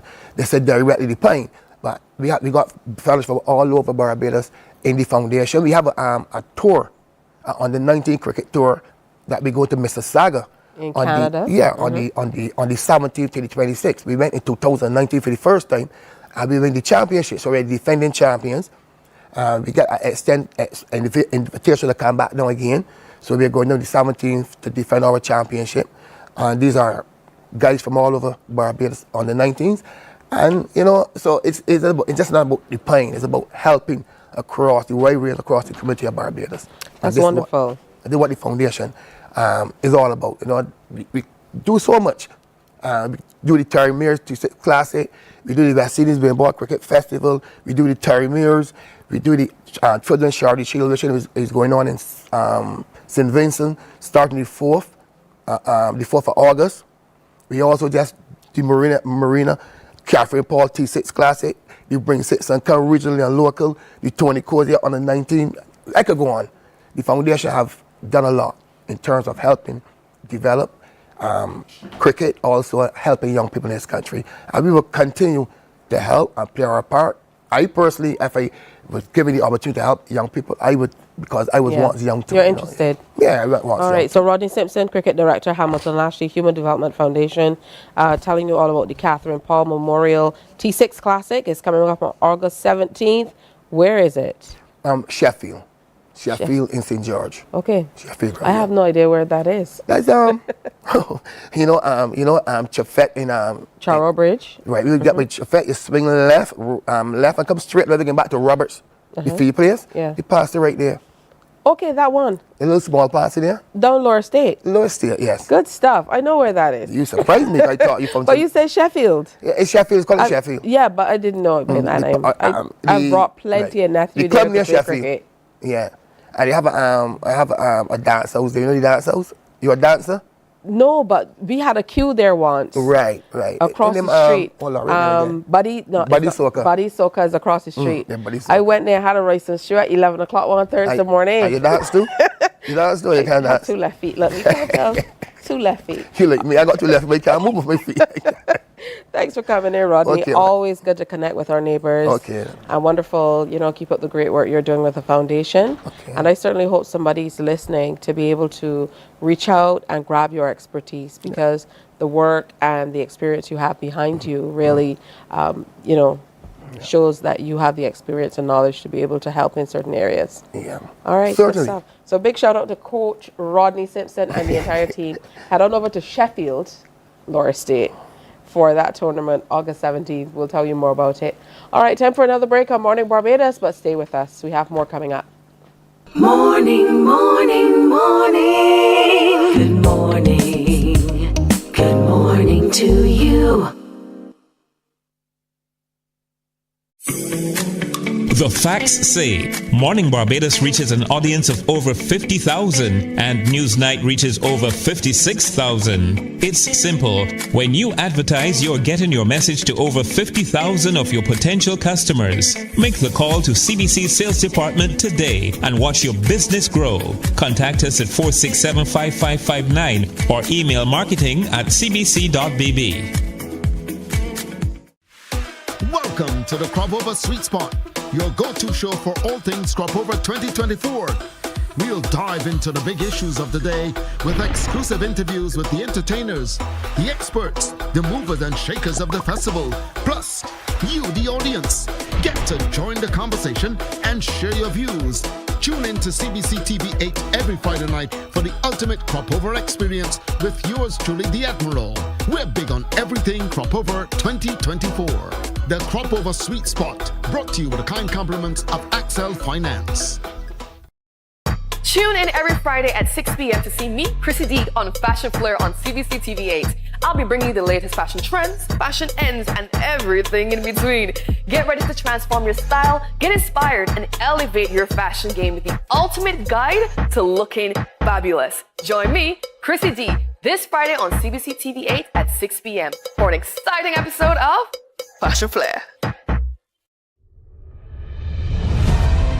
The ultimate cricket showdown is coming to ESPN, and MCTV has got you covered. The ICC Cricket World Cup 2024 is here on ESPN and MCTV. Tune into MCTV channels 302 and 308, and don't miss a single six, wicket, or heart-pounding moment. as top teams vie for the 2024 T20 World Cup. From June 1st to 29th, it's cricket you can't afford to miss. Tune into ESPN on MCTV, and for live radio coverage, tune into 94.7. Catch every moment of the ICC Cricket World Cup T20 action. We enjoy a game of dominoes and singing karaoke. I just love crew. When you love me just a little bit longer. You get to relax and have a drink and listen to some nice music. It's something different. It's spectacular. It's fabulous. You know, it's a different feeling altogether. I never feel so good in a party yet. Follow me to Q in the Community this Thursday. Morning, morning, morning. Good morning. Good morning to you. Welcome back. Just about 25 minutes to go before 8 o'clock, but we wanted to bring in a little discussion on Battle of the Bots. It's a competition that's coming up. And joining us to tell us more, we have a coding and robotics teacher, Danielle Green. She's with the Christchurch Girls School, and she's joining us online to tell us more about it. Good morning, Danielle. So good to have you with us. Good morning. Thank you for the invitation. All right, beautiful. Talk to me about how you got into teaching coding and robotics, first of all. Okay, the ministry would have introduced the curriculum in about 2021. This was during COVID. But prior to that, they would have allowed us to go through some training by Edison Teachers Training College. And from the time that opportunity was presented, I jumped straight into it. I love technology and I love science. So it was very interesting. How has it been received by the little ones that you're teaching? Oh, the children love it. Because as we build robots, they can relate to it in things they see on TV or even in their own homes. So they absolutely love it. What are some of the skills that they're learning in doing coding and robotics? Because when we think about coding and robotics, it seems so technical. So what are we prepping the children for? Okay, when we teach it in primary, we use a program called VEX that allows us to bring it from as far down as nursery. So you use the block code to help code the robots, and the children are able to relate because of the colors and the blocks that are used and the simpleness of the language. And as they go up in the stages, then you translate to other coding language. So I would say they learn problem solving skills, they learn to communicate and collaborate with their peers, they learn how different gears and different systems allow you to build different things. So tell me a little bit about the competition itself, titled Battle of the Bots. Okay, so this is the first time we'll be having a coding and robotics competition at the primary school level. It consists of about 4 categories. The first one is task-based, where the children complete basically a maze using 2 different robots. Then they have a custom build, so they were able to create a robot from scratch using any pieces they want from the Bexco kit to create their own robot to solve a real-life problem. And then there's a time-based category where they try to see who can complete the maze within a specified time. And the last one is construct, where they take different parts of the kit to construct something. Which students are participating in this one? Is it only your school, or are you competing across schools? Okay, 8 primary schools were chosen for this competition. That is Christchurch Girls School, Milton Lynch, St. Christopher Primary School, Arthur Smith Primary School, West Terrace Primary School, Sherwin Primary School, and Elton Primary. Good stuff. What do you hope children will take away from this competition? I know coding and robotics is very, very new. A lot of people are still getting accustomed to the entire idea of even teaching it and STEM in schools in the way that we've been going. So how do you think it will benefit the students?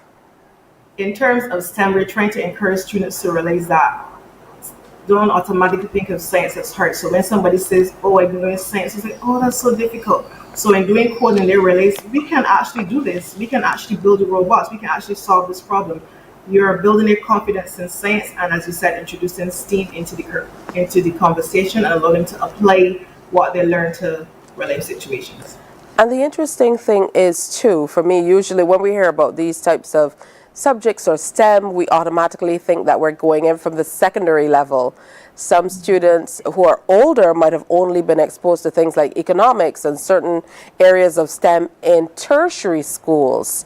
So, you know, how important is it to introduce children at the primary level to things like coding and robotics and other areas of STEM? When you build the base, when you have the strong foundation, as you develop, you can continue on that. Just like how we learn to read, you learn your Latin songs, you learn your letters before you get into actually putting words together. So if from the primary level, you can start with the basics, the base of coding. And as they develop, they have the foundation, it makes it easier for them to apply. And we do want to have our global citizens here in Barbados able to navigate through any situation. Of course, it has to be age-friendly. So I think sometimes when we think of these things, you think you're doing, you know, grandiose coding, but you, of course, are shaping it for the little ones you're teaching or the age range you're teaching. Recently, we heard of the Chief Education Officer, Dr. Ramona Bradshaw, talking about the importance of teaching from even the nursery level. What are your thoughts on that? I believe in it. As I said, my background is heavily in science, and you can learn at any stage. Once you are able to construct the concept to apply to the age group you're teaching, you can learn at any stage. Wonderful stuff. Back to the competition though, you said those schools were selected for participation. How will the competition unfold? Okay, so the competition is July 1st at the National Gymnasium. It's not open to the public, it's only for public and private nursery, primary, secondary schools. And we start with the task base. We have the opening ceremony, so students come and they have their decor in terms of their shirts and whatever banners they choose to bring, and they parade in. And then we have the introductory speeches and what's on it. They dive straight into the actual competition based on the categories. Well, that sounds like an exciting time for the students, and I can see from the look on your face that you're very excited about it as well. I know that the figures hover somewhere around 300 teachers across the island who are now well equipped using the VexGo robotics software to be able to teach our children. So what would you say to parents who are looking on about how they should approach getting their children into a robotics program, even if it isn't offered at their school? I would say there are many different camps, either private entities who are offering coding and robotics. Summer is coming up. A lot of people are offering summer camps that deal with coding and robotics. If you can, see if you can get your kid in and let them try. All right, that sounds excellent. Thank you to our sponsors, for especially BLMP, LC, and Student Revolving for investing in us and believing in our ability to get this done. All right, beautiful stuff. And we know that the managing director of the BLMP also talked about how much they support the program, because he says coding and robotics will result in the creation of new teaching methods, curricula, and hands-on experiences that engage children. And you outlined that for us as well. You started by talking about how important it is to you and how you feel about being able to teach that area of study. Yes, please. All right, so thank you so much. Doing fantastic things. Listen out for the results. Danielle Green is a coding and robotics teacher, and she shared with us this morning all about something big that's coming up.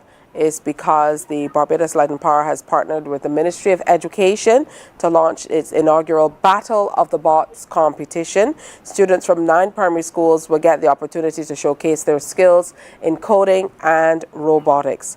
The showcase is set to highlight skills learned over the last 3 years and culminates on Monday, July 1st at the Wildy Gym. Again, it's not open to the public, but we're always very happy to celebrate what our children are doing. Thank you again, Ms. Green. Thank you. Bye. All right. You see the visual aid in the background kind of takes us back to the youth. We were chalkboards and lots of chalk. Everybody wanted to write pretty on the chalkboard. Now everybody has a whiteboard or a screen, so big differences. Time for another break here on Morning Barbados, but we have lots more coming up. So stay with us. Morning, morning, morning. Moving again, Peter.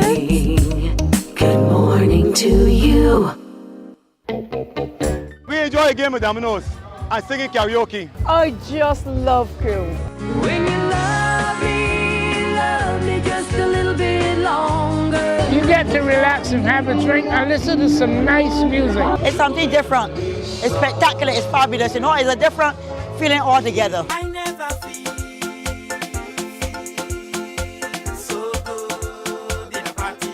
Follow me to Q in the Community this Thursday.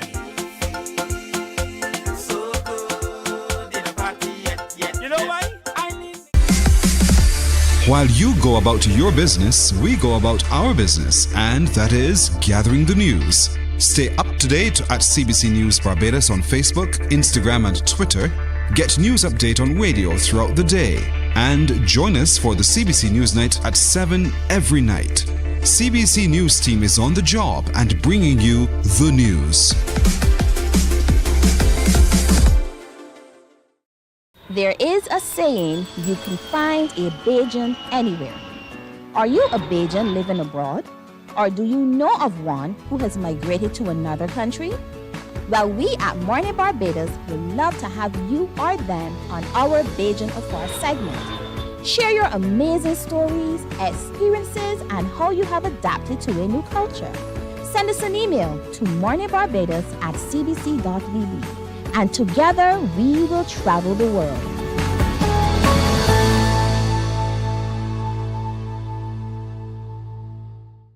From 98.1 to CBC TV8 comes the Soca Avenue, the sweetest soca hour in radio. It's artists with new tunes and some old sweet ones too, jamming on the Soca Avenue. Saturdays, join AON Skills and the crew down on Soca Avenue. All new on CBC TV8. Feeling the festival.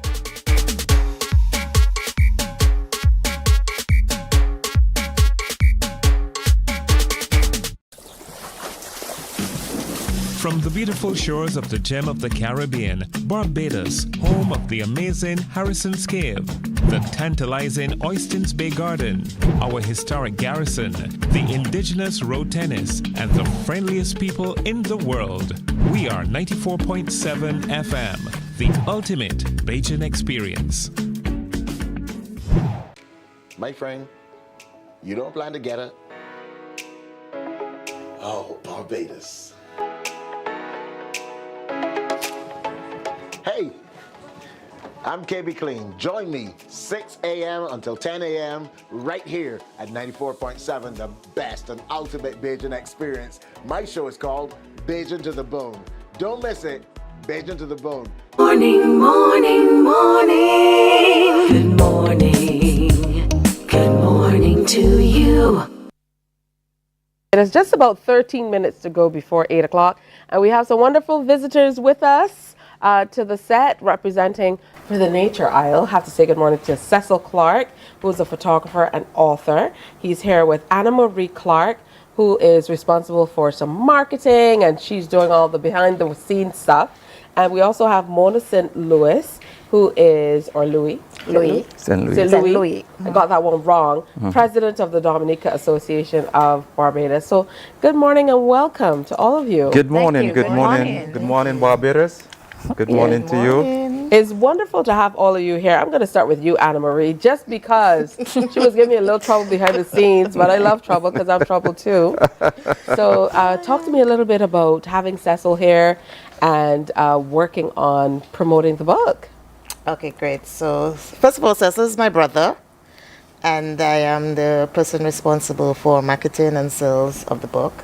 He launched his book in Dominica in April. It's his second edition of a coffee table book. And we're just happy that we have the opportunity to even be here in Barbados to promote the book as well.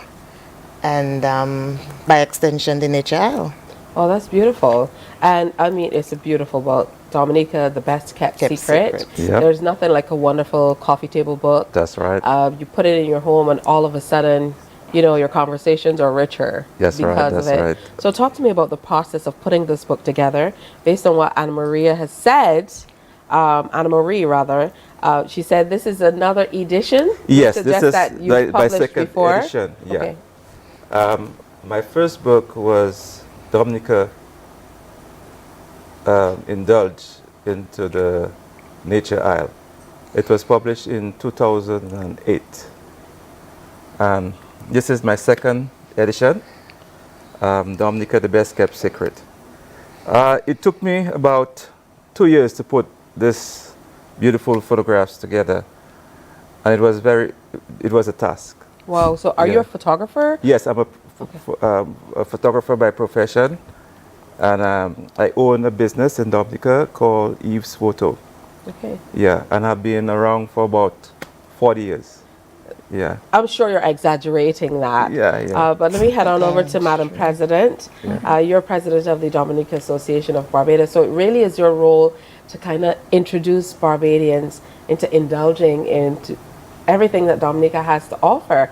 And it must be a real honor to have Cecil here sharing this book, sharing your love for your country. Yes, Cecil was trying to find somebody to really help him to launch his book in Barbados, and they gave him my name as the president of Dominica, and we just came on board.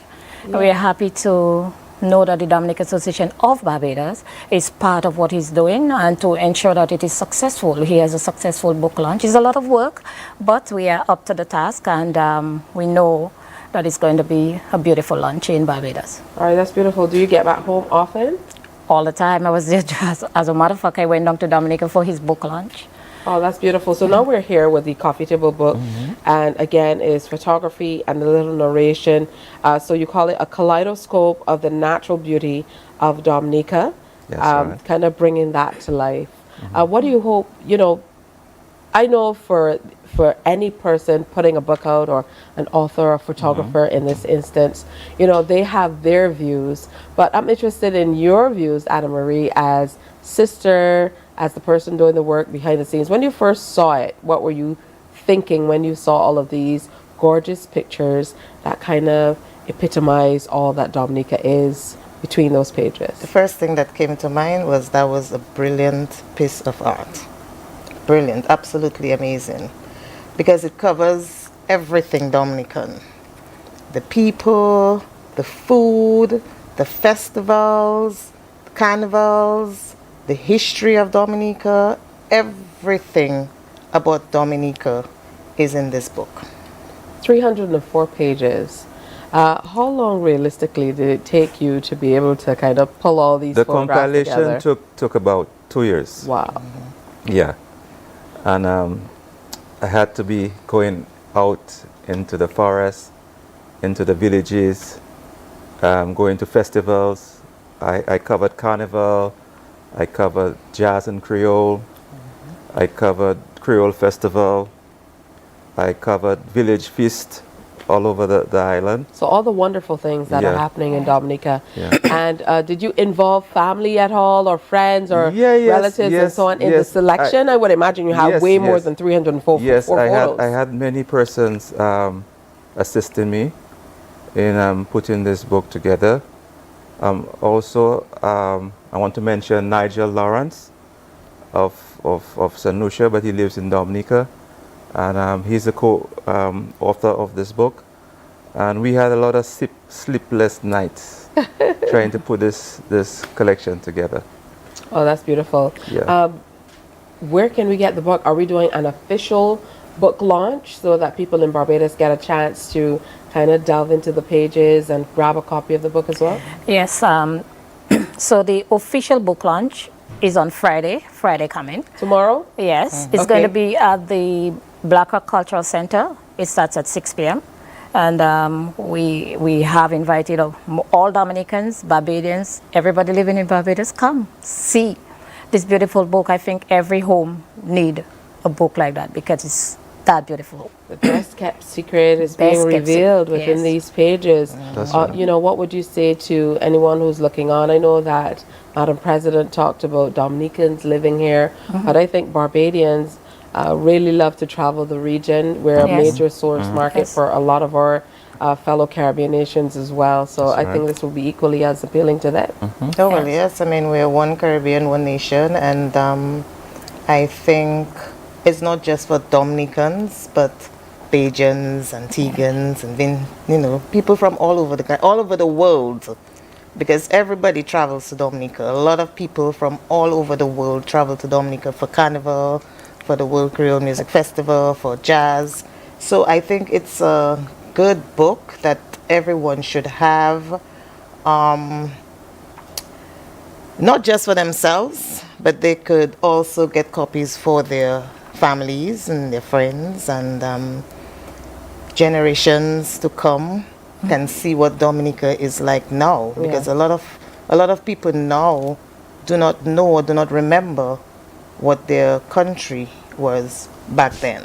Yeah. What I love about Dominica is everywhere you go, there's just water rivers coming. Rivers, water coming. You're walking, you're driving, and there's water running down the rocks on the sides and so on. I love that Dominica. Yeah, look forward to going back. I have to say a special good morning to Prime Minister Scarrett. Good morning. Good morning. I haven't seen Prime Minister Scarrett in a while, so Comrade Scarrett.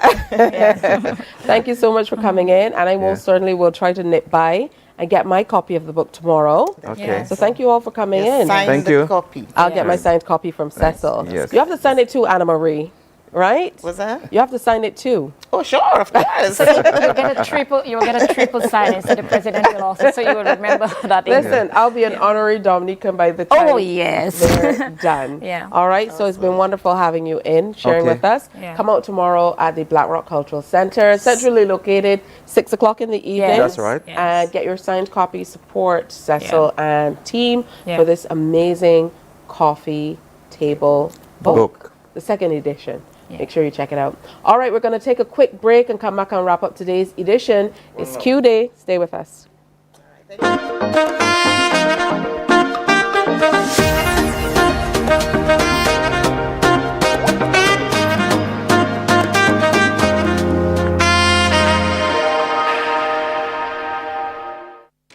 My friend, you don't plan to get it? Oh, Barbados. Hey, I'm KB Clean. Join me 6 a.m. until 10 a.m. right here at 94.7, the best and ultimate Bajan experience. My show is called Bajan to the Bone. Don't miss it, Bajan to the Bone. Weekdays right here and only here on 94.7.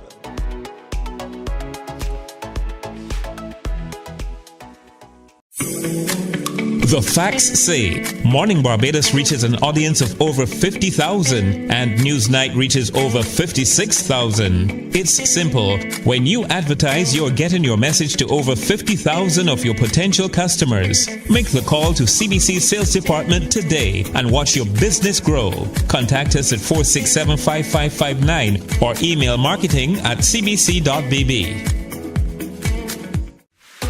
Welcome to the Crop Over Sweet Spot, your go-to show for all things Crop Over 2024. We'll dive into the big issues of the day with exclusive interviews with the entertainers, the experts, the movers and shakers of the festival, plus you, the audience. Get to join the conversation and share your views. Tune in to CBC TV 8 every Friday night for the ultimate Crop Over experience with yours truly, the Admiral. We're big on everything Crop Over 2024. The Crop Over Sweet Spot, brought to you with the kind compliments of Axel Finance.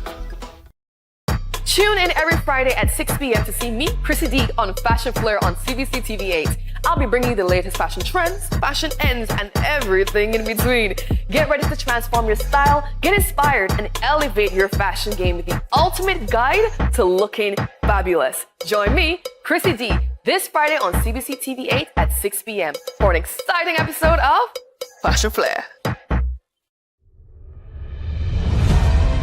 The ultimate cricket showdown is coming to ESPN, and MCTV has got you covered. The ICC Cricket World Cup 2024 is here on ESPN and MCTV. Tune into MCTV channels 302 and 308, and don't miss a single six, wicket, or heart-pounding moment as top teams vie for the 2024 T20 World Cup. From June 1st to 29th, it's cricket you can't afford to miss. Morning, morning. Good morning. Good morning to you. All right, so that's it for today's show, but we want you to come out and be a part of all the activities that CBC is putting on for Crop Over and cricket, of course. Cricket Shots is an opportunity to watch cricket live and have a good time at different locations. 98.1 The One, they're taking lead. Tonight, Cricket Shots will be live from Pelican Island, so make sure you head on down Princess Alice Highway from semi-final number 2. That's going to be what we're watching. India versus England. I cannot believe. I thought it would have been an India-England final. No such luck. Did you see that game last night? Afghanistan really bombed. All right, Lime, watch the game. Enjoy the shots tonight. Check them out. That's today, this morning at 10:30 is the first one for that semi-final. So make sure you head on down and be a part of that. 98.1 crew will be on hand. Today is Q Day. Of course, it's Q in the community today. So make sure you come on out and celebrate with us. We are going to have performances by Rhea, Stiffy, Red the Artist. So follow Q in the community as we go to Orange Hill Hard Courts, Orange Hill in St. James from 11 o'clock this morning. Of course, we are live on Q 100.7 FM from 2 to 5 o'clock. Watch the stream on Facebook and follow us on Instagram as well, or listen live on the radio, whichever you prefer. Come out, have a little karaoke, line dance, eat some food, drink some drinks, make new friends. It's all at Q. Plus, this Friday, that's tomorrow, it's all about FET. That's right, the biggest artists and the biggest DJs all in one place, featuring Edwin Yearwood, Mikey, Mr. Blood, Sugary, Mole, RPB. Walks will be there, Bruce Lee Almighty, DJs Aaron Skills, Hachi and Sis are going to be there. DJ Ras, Salt and Dawn, you name it, Hyperactive Team, all of them. Savvy on the Bay is the place to be. Action starts at 9 o'clock and tickets are only $40, available at Superstyle Shoe Shop, Sky Mall, iShop Sheraton and CS Pharmacy, and you pay $50 at the door. Hey, telling you all about what's happening. We'll remind you again tomorrow because we'll be back for another edition of Morning Barbados. Have a great day today, and we'll see you, God willing, tomorrow. Bye-bye. Wake up, wake up, wake up, wake up. Barbados, get up. Good morning.